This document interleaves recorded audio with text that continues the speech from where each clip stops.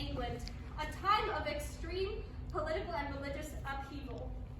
King James VI of Scotland had taken over the English throne as King James I of England 3 years prior to the setting of this play.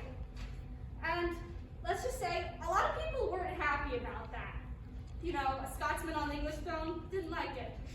It was an uneasy time for the monarchy. And it was also not a great time for religious intolerance.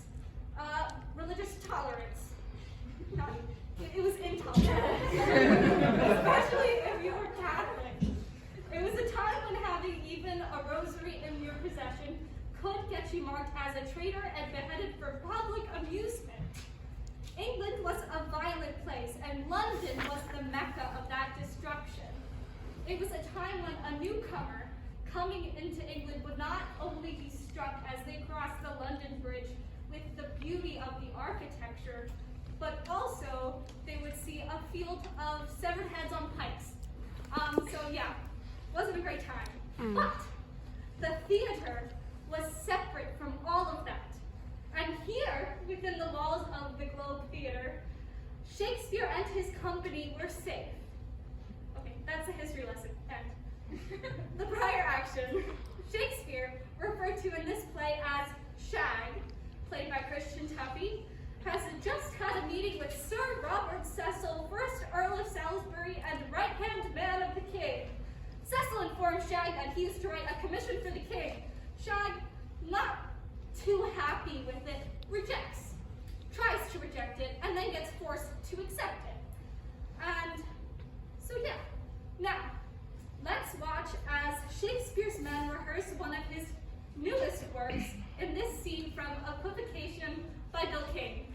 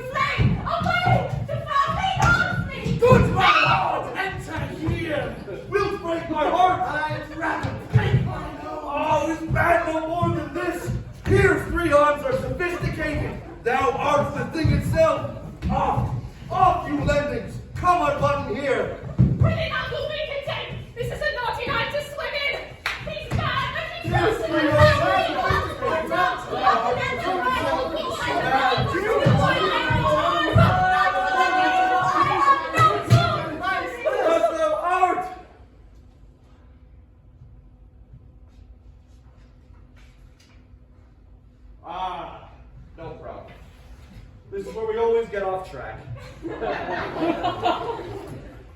Let's just reset the first positions and work it out. So King Lear here, Knave, Kent here, Fool here, Sharpe. Okay, I know it's a difficult scene. I'm mad, he's half mad, you're pretending to be mad, and he's a fool. It might be the most difficult scene he's ever written, but if we can get through the whole comedies don't have to be funny period, then we can work through whatever this is. I think if we just run through it enough. It's unplayable. It defies acting. Worse, it defies memory. It can't be learned. If we just run the line, then... We aren't saying things in the right order because it doesn't matter what order we say them in. It doesn't matter if you're seeing Devils in the Fire before or after I'm picking please off of myself. Or before he sings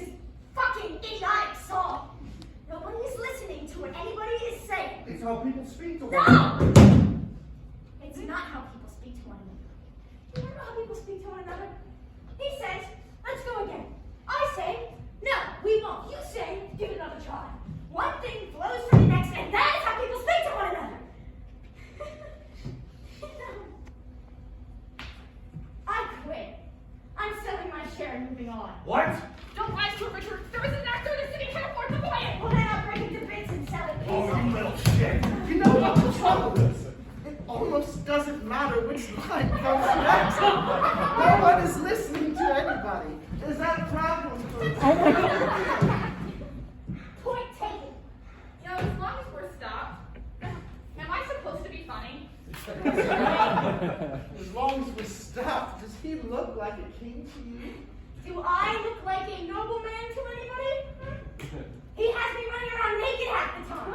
You usually insist on. I'm covered in shit. He has me covered in Ah! This is insane! Not near as insane as what's outside those doors. Well, come on, what's the problem? I'm naked, covered in shit, and he wants to know who's the problem. Just give me a costume. Your skin is your costume. Sharpe, I'm asking something new of you. I'm asking you to go on stage deprived of character, costume, and sanity to create a living, breathing, flesh and blood person.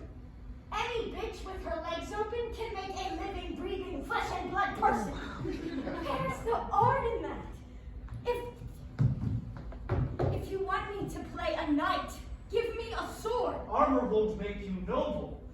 A robe won't make him royal. Better jokes won't make him more or less of a fool than he already is.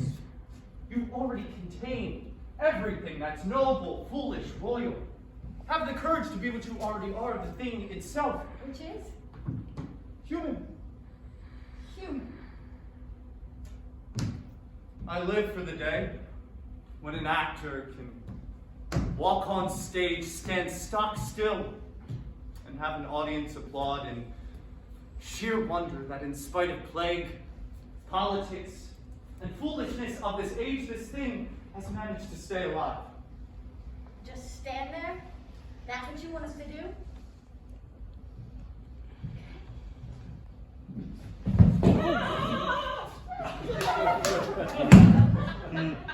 Good then. You think that's what acting is? Go ahead, show us. Just stand there. Come on. Be human for us.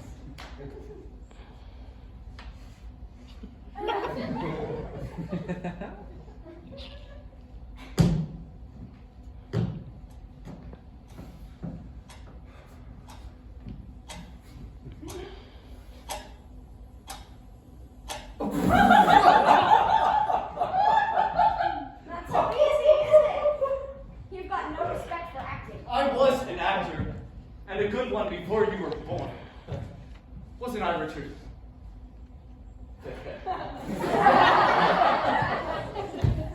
I joined this company because of you. Do you know that? I thought that you could write me into greatness, but nobody told me that you'd lost your mind! You can solve this, you know. Don't make us human, make us heroes. He can't. Look at him.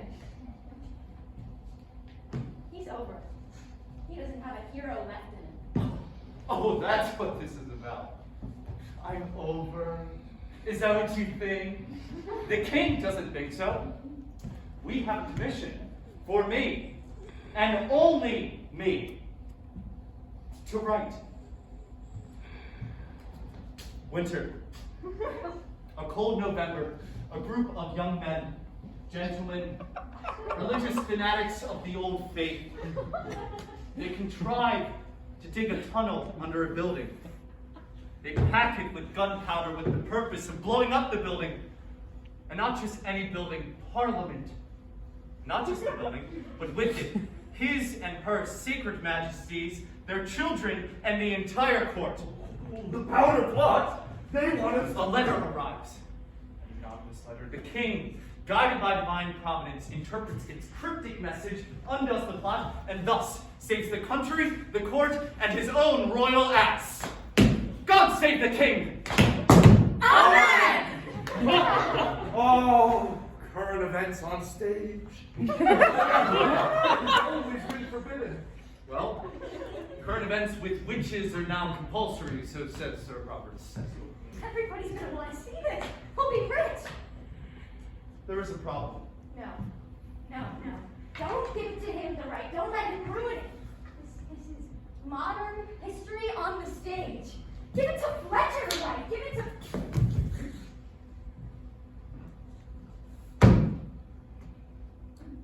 That man is the finest writer of the age. Not another word against him. And if I ever catch you trying to sell your share outside this company again, I will break you to bits and sell you for scrap. Do you understand? You don't scare me. You're a hero on stage, but what are you in life? A homeowner, like the rest of us. A husband like the rest of us. A father like the rest of us. Now, you landless, unmarried, undefined thing.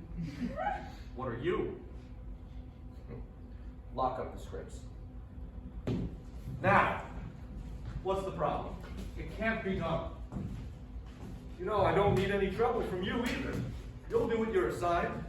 There's no tyranny here. Not from actors, not from writers.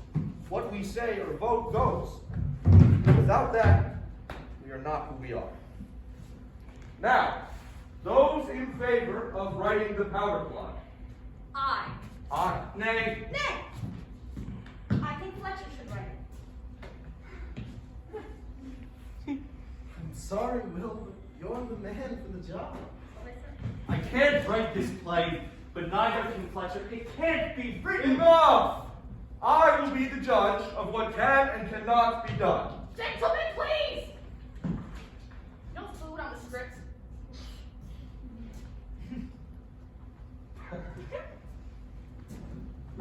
Hey. I know that you didn't see anything that I said personally. He won't short one apart. He's incapable of that.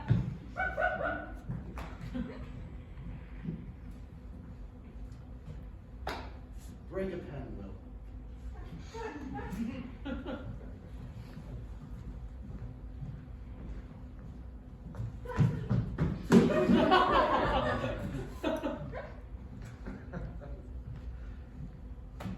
Oh, he's an idiot. Sharpe? Maybe, but he's right. I'm past it. You want me to stay? Go home. Marjorie will blame me if you're late.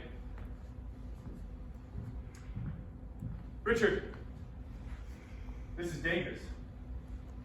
It's a play. We've been through worse, haven't we?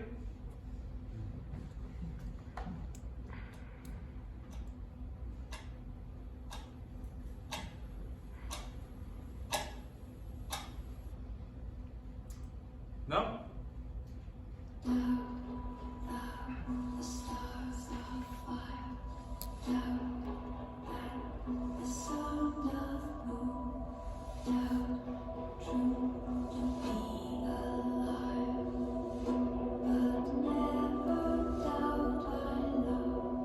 Yeah.